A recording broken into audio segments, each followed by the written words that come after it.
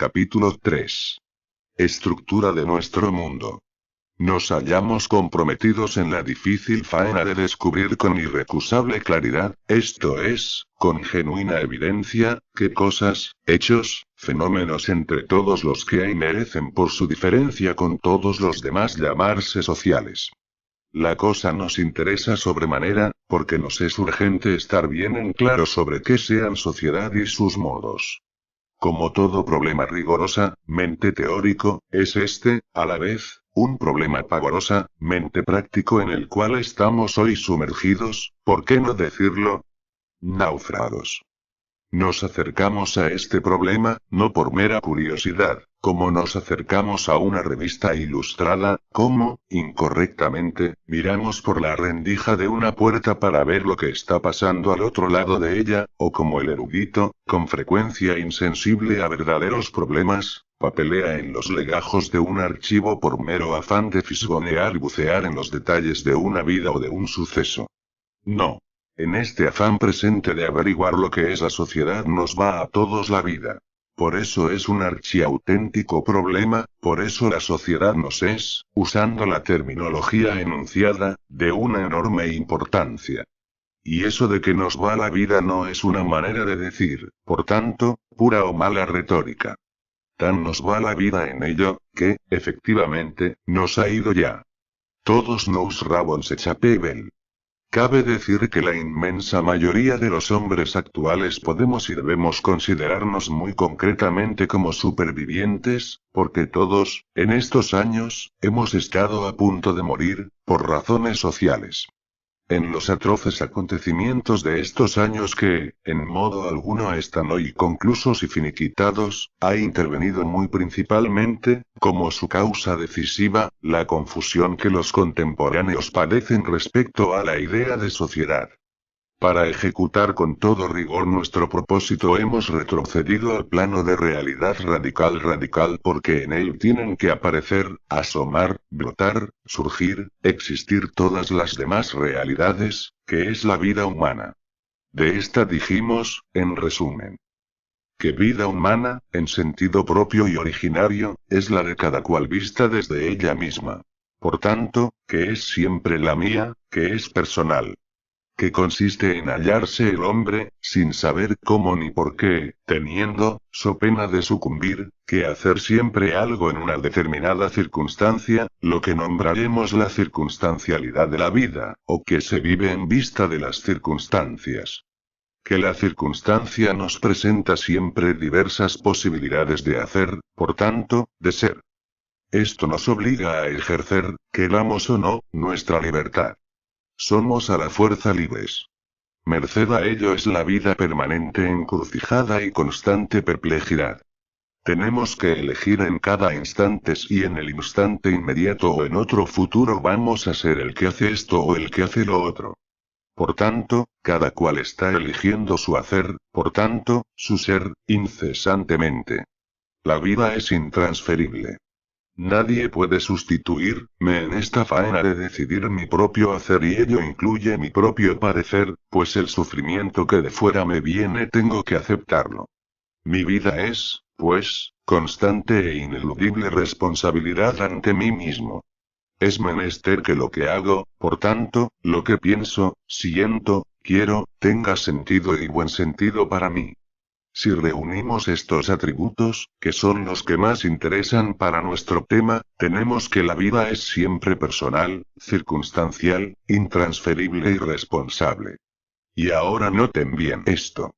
Si más adelante nos encontramos con vida nuestra o de otros que no posea estos atributos, quiere decirse, sin duda ni atenuación, que no es vida humana en sentido propio y originario, esto es, vida en cuanto realidad radical, sino que será vida, y si se quiere, vida humana en otro sentido, será otra clase de realidad distinta de aquella y, además, secundaria, derivada, más o menos problemática.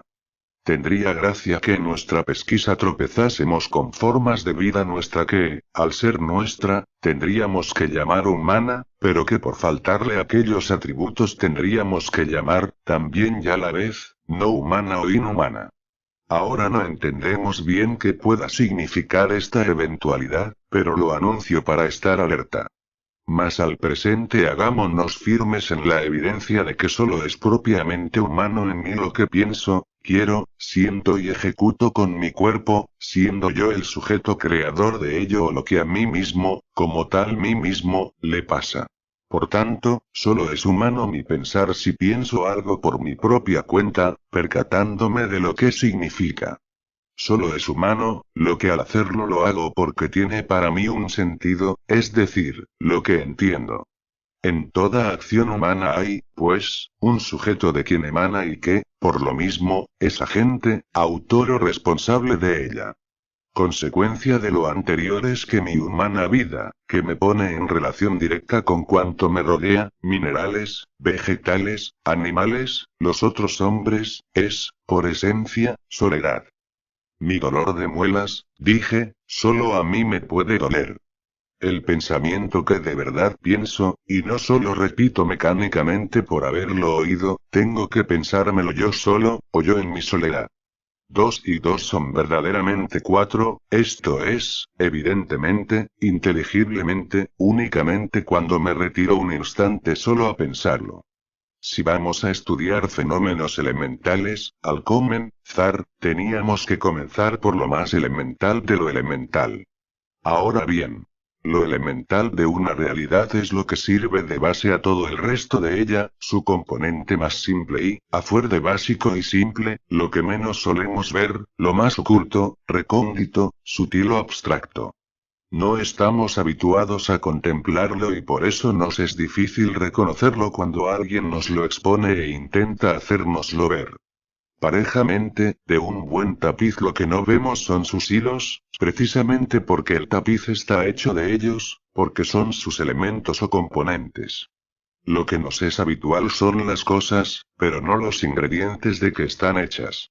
Para ver sus ingredientes hay que dejar de ver su combinación, que es la cosa, como para poder ver los poros de las piedras de que está hecha una catedral tenemos que dejar de ver la catedral. En la vida práctica y cotidiana lo que nos importa es manejar las cosas ya enteras y hechas, y por eso es su figura lo que nos es conocido, habitual y fácil de entender. Viceversa, para hacernos cargo de sus elementos o componentes tenemos que ir a pelo de nuestros hábitos mentales y deshacer imaginariamente, esto es, intelectualmente las cosas, descuartizar el mundo para ver lo que tiene dentro, sus ingredientes. Al haber vida humana, dije, hay ipso facto dos términos o factores igualmente primarios el uno que el otro y, además, inseparables. El hombre que vive y la circunstancia o mundo en que el hombre vive.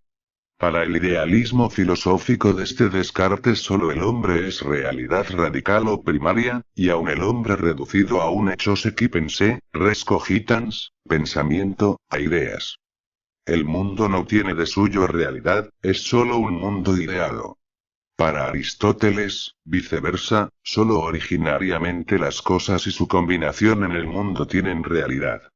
El hombre no es sino una cosa entre las cosas, un pedazo de mundo. Solo secundariamente, gracias a que posee razón, tiene un papel especial y preeminente. El de razonar las demás cosas y el mundo, el de pensar lo que son y alumbrar en el mundo que es la verdad sobre el mundo, merced a la palabra que dice, que declara o revela la verdad de las cosas. Pero Aristóteles no nos descubre por qué el hombre tiene razón y palabra, logos significa, a la vez, lo uno y lo otro, ni nos dice por qué en el mundo hay, además de las cosas esa otra extraña cosa que es la verdad. La existencia de esta razón es para él un simple hecho del mundo como cualquier otro, como el cuello largo de la jirafa, la erupción del volcán y la bestialidad de la bestia. En este decisivo sentido digo que para Aristóteles el hombre, con su razón y todo, no es ni más ni menos que una cosa y, por tanto, que para Aristóteles no hay más realidad radical que las cosas o ser. Si aquellos eran idealistas, Aristóteles y sus secuaces son realistas. Pero a nosotros nos parece que el hombre aristotélico, aunque de él se dice que Tiene razón, que es un animal racional, como no explica, aun siendo filósofo, por qué la tiene, por qué en el universo hay alguien que tiene razón, resulta que no da razón de ese enorme accidente y entonces resulta que no tiene razón. Es palmario que un ser inteligente que no entiende por qué es inteligente no es inteligente. Su inteligencia es solo presunta. Situarse más allá o, si se quiere el giro inverso, más acá, más adelante de Descartes y Aristóteles no es abandonarlos ni desdeñar su magisterio. Es todo lo contrario. Solo quien dentro de sí ha absorbido y conserva a ambos puede evadirse de ellos. Pero esta evasión no significa superioridad alguna respecto a sus genios personales. Nosotros, pues, al partir de la vida humana como realidad radical, saltamos más allá de la milenaria disputa entre idealistas y realistas y nos encontramos con que son en la vida igualmente reales, no menos primariamente el uno que el otro, hombre y mundo. El mundo es la maraña de asuntos o importancias en que el hombre está, quiera o no, enredado, y el hombre es el ser que, quiera o no, se haya consignado a nadar en ese mar de asuntos y obligado sin remedio a que todo eso le importe. La razón de ello es que la vida se importa a sí misma, más aún, no consiste últimamente sino en importarse a sí misma, y en este sentido deberíamos decir con toda formalidad terminológica que la vida es lo importante. De aquí que el mundo en que ella tiene que transcurrir, que ser, consiste en un sistema de importancias, asuntos o pragmata. El mundo o circunstancia, dijimos, es por ello una inmensa realidad pragmática o práctica, no una realidad que se compone de cosas. Cosas significa en la lengua actual todo algo que tiene por sí y en sí su ser, por tanto, que es con independencia de nosotros. Mas los componentes del mundo vital son solo los que son para y en mi vida, no para sí y en sí. Son solo en cuanto facilidades y dificultades, ventajas y desventajas para que el yo que es cada cual logre ser. Son, pues, en efecto, instrumentos, útiles, enseres, medios que me sirven, su ser es un ser para mis finalidades, aspiraciones, necesidades, o bien son como estorbos, faltas, trabas, limitaciones, privaciones, tropiezos, obstrucciones, escollos, rémoras, obstáculos que todas esas realidades pragmáticas resultan, y, por motivos que veremos, el ser cosas sensu estricto es algo que viene después, algo secundario y en todo caso muy cuestionable. Mas no existiendo en nuestra lengua palabra que enuncie adecuadamente eso que las cosas no son en nuestra vida, seguiré usando el término cosas para que con menos innovaciones de léxico podamos entendemos. Ahora tenemos que investigar la estructura y contenido de ese contorno, circunstancia o mundo donde tenemos que vivir. Hemos dicho que se compone de cosas en cuanto pragmata. Pero hallarnos con cosas, encontrarlas, requiere ya ciertas averiguaciones, y vamos, paso a paso, a hacer rápidamente su entera anatomía. Y lo primero que es menester decir paréceme ser esto. Si el mundo se compone de cosas, éstas tendrán una a una que ser meradas. Una cosa es, por ejemplo, una manzana. Prefiramos suponer que es la manzana del paraíso y no la de la discordia. Pero en esa escena del paraíso descubrimos ya un problema curioso. La manzana que Eva presenta a Adán es la misma que Adán ve, halla y recibe. Porque al ofrecerla Eva es presente, visible, patente solo media manzana, y la que Adán halla, ve y recibe es también solo media manzana. Lo que se ve, lo que es, rigorosamente hablando, presente, desde el punto de vista de Eva es algo distinto de lo que se ve y es presente desde el punto de vista de Adán. En efecto, toda cosa corpórea tiene dos caras y, como de la luna, solo una de esas caras tenemos presente. Ahora caemos, sorprendidos, en la cuenta de algo que es, una vez advertido, gran perogrullada, a saber. Que ver, lo que se llama estrictamente ver, nadie ha visto nunca eso que llama manzana, porque ésta tiene, a lo que se cree, dos caras, pero nunca es presente más que una. Y, además, que si hay dos seres que la ven, ninguno ve de ella la misma cara sino otra más o menos distinta. Ciertamente yo puedo dar vueltas en torno a la manzana o hacerla girar en mi mano. En este movimiento se me van haciendo presentes aspectos, esto es, caras distintas de la manzana, cada una en continuidad con la precedente. Cuando estoy viendo, lo que se llama ver, la segunda cara me acuerdo de la que vi antes y la asumo a aquella. Pero, bien entendido, esta suma de lo recordado a lo efectivamente visto no hace que yo pueda ver juntos todos los lados de la manzana. Esta, pues, en cuanto unidad total, por tanto, en lo que entiendo cuando digo manzana, jamás me es presente. Por tanto, no me es con radical evidencia, sino solo, ya lo sumo, con una evidencia de segundo orden, la que corresponde al mero recuerdo, donde se conservan nuestras experiencias anteriores acerca de una cosa. De aquí que a la efectiva presencia de lo que solo es parte de una cosa automáticamente se va agregando el resto de ella, del cual diremos, pues, que no es presentado, pero sí compresentado o compresente.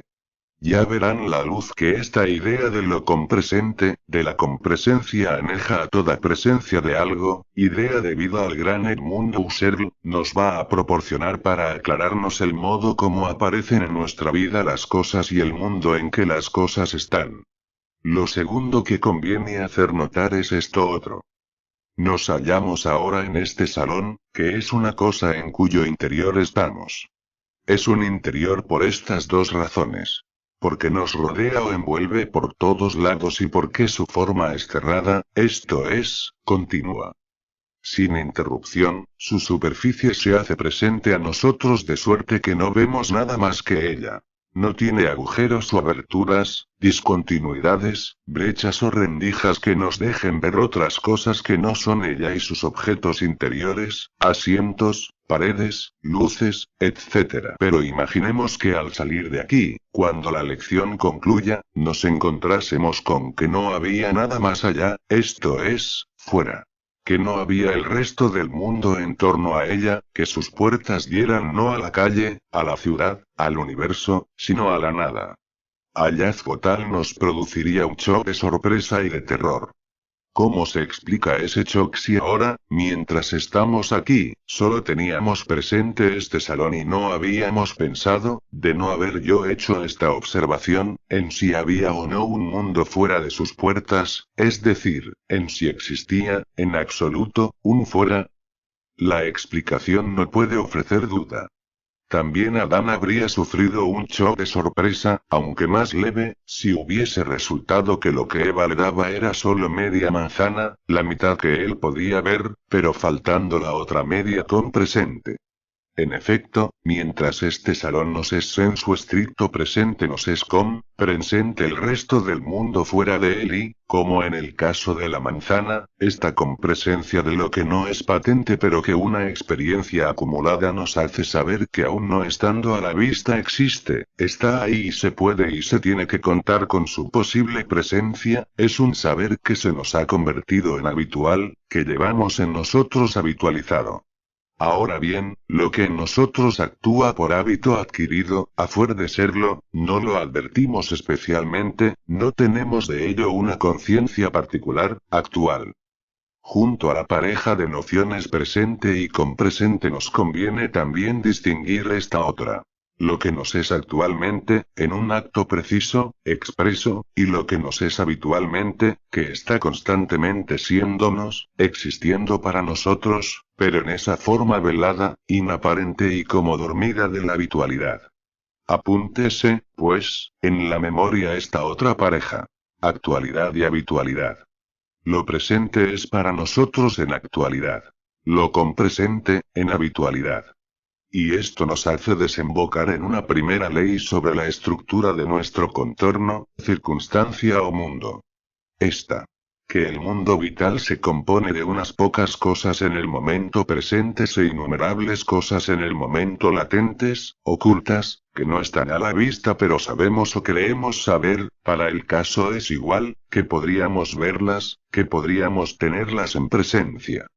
Conste, pues, que ahora llamo latente solo a lo que en cada instante no veo pero sé que lo he visto antes o lo podría, en principio, ver después. Desde los balcones de Madrid se ve el expresivo, grácil, dentellado perfil de nuestra Sierra de Guadarrama, nos es presente, pero sabemos, por haberlo oído o leído en textos que nos ofrecen crédito, que hay también una cordillera del Himalaya, la cual, no más que con un poco de esfuerzo y un buen talonario de cheques en el bolsillo, podríamos un día ver. Mientras no hacemos este esfuerzo y nos falta, como es sólido, el susodicho talonario, el Himalaya está ahí latente para nosotros, pero formando parte efectiva de nuestro mundo en esa peculiar forma de latencia. A esa primera ley estructural de nuestro mundo que consiste, repito, en hacer notar cómo ese mundo se compone en cada instante de unas pocas cosas presentes y muchísimas latentes, agregamos ahora una segunda ley no menos evidente. Esta. Que no nos es presente nunca una cosa sola, sino que, por el contrario, siempre vemos una cosa destacando sobre otras a que no prestamos atención y que forman un fondo sobre el cual lo que vemos se destaca. Aquí se ve bien claro por qué llamo a estas leyes estructurales. Porque estas nos definen, no las cosas que hay en nuestro mundo, sino la estructura de este. Por decirlo así, describen rigorosamente su anatomía. Así, esta segunda ley viene a decirnos. El mundo en que tenemos que vivir posee siempre dos términos y órganos. La cosa o cosas que vemos con atención y un fondo sobre el cual aquellas se destacan. Y, en efecto, nótese que constantemente el mundo adelanta a nosotros una de sus partes o cosas, como un promontorio de realidad, mientras deja, como fondo desatendido de esa cosa o cosas atendidas, un segundo término que actúa con el carácter de ámbito en el cual la cosa nos aparece. Ese fondo, ese segundo término, ese ámbito es lo que llamamos horizonte. Toda cosa advertida, atendida, que miramos y con que nos ocupamos tiene un horizonte desde el cual y dentro del cual nos aparece. Ahora me refiero solo a lo visible y presente. El horizonte es también algo que vemos, que nos es ahí, patente, pero no sé si lo vemos casi siempre en forma de desatención porque nuestra atención está retenida por tal o cual cosa que representa el papel de protagonista en cada instante de nuestra vida. Más allá del horizonte está lo que del mundo no nos es presente en el ahora, lo que de él nos es latente. Con lo cual se nos ha complicado un poco más la estructura del mundo, pues ahora tenemos tres planos o términos en él. En primer término la cosa que nos ocupa, en segundo el horizonte a la vista, dentro del cual aparece, y en tercer término el más allá latente ahora. Precisemos el esquema de esta más elemental estructura anatómica del mundo. Como se advierte, empieza a mostrársenos una diferencia en la significación de contorno y mundo que hasta ahora habíamos usado como sinónimos. Contorno es la porción del mundo que abarca en cada momento mi horizonte a la vista y que, por tanto, me es presente. Bien entendido que, como sabemos por nuestra primera observación, las cosas presentes presentan solo su faz, pero no su espalda, que queda solo compresentada. Vemos solo su anverso y no su reverso. Contorno es, pues, el mundo patente o semipatente entorno. Pero nuestro mundo contiene sobre este, más allá del horizonte y del contorno, una inmensidad latente en cada instante determinado, hecha de puras compresencias. Inmensidad, en cada situación nuestra, recóndita, oculta, tapada por nuestro contorno y que envuelve a este. Pero, repito una vez más, es mundo latente per accidens, como dicen en los seminarios, no es misterioso ni arcano ni privado de posible presencia, sino que se compone de cosas que hemos visto o podemos ver, pero que en cada instante actual están ocultadas, cubiertas para nosotros por nuestro contorno. Mas en ese estado de latencia y veladura, actúan en nuestra vida como habitualidad, lo mismo que ahora actúa en nosotros sin que lo advirtamos el fuera de este salón. El horizonte es la línea fronteriza entre la porción patente del mundo y su porción latente. En toda esta explicación, para hacer el asunto más fácil y pronto, me he referido solo a la presencia visible de las cosas, porque la visión y lo visible es la forma de presencia más clara. Por eso casi todos los términos que hablan del conocimiento y sus factores y objetos son, desde los griegos, tomados de vocablos vulgares que en la lengua se refieren al ver y al mirar. Idea en griego es la vista que ofrece una cosa, su aspecto, que en latín viene, a su vez, de spec, ver, mirar. De aquí espectador, el que contempla, inspector. De aquí respecto, es decir, el lado de una cosa que se mira v considera. Circunspecto, el cauteloso que mira en derredor, no fiándose ni de su sombra, etc. Pero el haber yo preferido referirme solo a la presencia visible no quiere decir que sea la única, no menos presentes nos son, con mucho, otros caracteres. Una vez más reitero que al decir que las cosas no son presentes, digo algo científicamente incorrecto, poco riguroso. Es un pecado filosófico que con mucho gusto cometo para facilitar el ingreso en esta manera radical de pensar la realidad básica y primigenia que es nuestra vida. Más conste que esa expresión es inexacta. Lo que propiamente nos es presente no son las cosas sino colores y las figuras que los colores firman. Resistencias a nuestras manos y miembros, mayores o menores, de uno u otro cariz. Esto es, durezas y blanduras, la dureza del sólido, la resistencia deslizante del líquido o del fluido, del agua, del aire. Olores buenos y malos, etéreos, aromáticos, especiosos, hedores, balsámicos, almizclados, punzantes, cabríos, repugnantes. Rumores que son murmullos, ruidos, rum rum, chirridos, estridores, zumbidos, estrépitos, estampidos, estruendos, y así hasta 11 clases de presencias que llamamos objetos de los sentidos, pues es de advertir que el hombre no posee solo 5 sentidos, como reza la tradición, sino, por lo menos, 11, que los psicólogos nos han enseñado a diferenciar muy bien. Pero llamando los objetos de los sentidos sustituimos los nombres directos de las cosas patentes, que integran prima facie nuestro contorno, con otros nombres que no los designan directamente, sino que pretenden indicar el mecanismo por el cual los advertimos o percibimos. En vez de decir cosas que son colores y figuras, ruidos, olores, etc., decimos objetos de los sentidos, cosas sensibles que son visibles, tangibles, audibles, etc. Ahora bien, y téngase esto muy en cuenta, que existen para nosotros colores y figuras, sonidos, etc., gracias a que tenemos órganos corporales que cumplen la función psicofisiológica de hacérnoslos sentir, de producir en nosotros las sensaciones de ellos, será todo lo verosímil, todo lo probable que ustedes quieran, pero es solo una hipótesis, un intento nuestro de explicar esta maravillosa presencia ante nosotros de nuestro contorno. Lo incuestionable es que esas cosas están ahí, nos rodean, nos envuelven y que tenemos que existir entre ellas, con ellas, a pesar de ellas. Se trata, pues, de dos verdades, muy elementales y básicas, pero de calidad u orden muy diferente. Que, las cosas cromáticas y sus formas, que los ruidos, las resistencias, lo duro y lo blando, lo áspero y lo pulimentado está ahí, es una verdad firme. Que todo eso está ahí porque tenemos órganos de los sentidos y estos son lo que se llama en la fisiología, con un término digno del médico de Moriere, energías específicas, es una verdad probable, solo probable, es decir, hipotética. Pero no es esto lo que nos interesa ahora sino, más bien, hacer notar que la existencia de esas cosas llamadas sensibles no es la verdad primaria e incuestionable que sobre nuestro contorno hay que decir, no enuncia el carácter primario que todas esas cosas nos presentan, o dicho de otro modo, que esas cosas no son. Pues al llamar las cosas y decir que están ahí en nuestro derredor subentendemos que no tienen que ver con nosotros, que por sí y primariamente son con independencia de nosotros y que si nosotros no existiésemos ellas seguirían lo mismo. Ahora bien, esto es ya más o menos su posición. La verdad primera y firme es esta.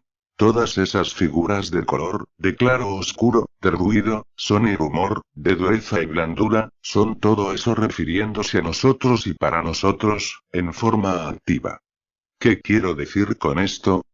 ¿Cuál es esa actividad sobre nosotros en que primariamente consisten? Muy sencillo. En sernos señales para la conducta de nuestra vida, avisarnos de que algo con ciertas calidades favorables o adversas que nos importa tener en cuenta, está ahí, o viceversa, que no está, que falta. El cielo azul no empieza por estar allá en lo alto tan quieto, y tan azul, tan impasible e indiferente hacia nosotros, sino que empieza originariamente por actuar sobre nosotros como un riquísimo repertorio de señales útiles para nuestra vida.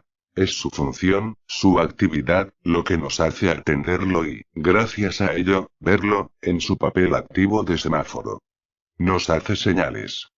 Por lo pronto el cielo azul nos señala buen tiempo, y nos es el primer reloj diurno con el sol andariego que, como un laborioso y fiel empleado de la ciudad, como un servicio municipal, si bien, por caso raro, gratuito, hace cotidianamente su recorrido del oriente al ocaso.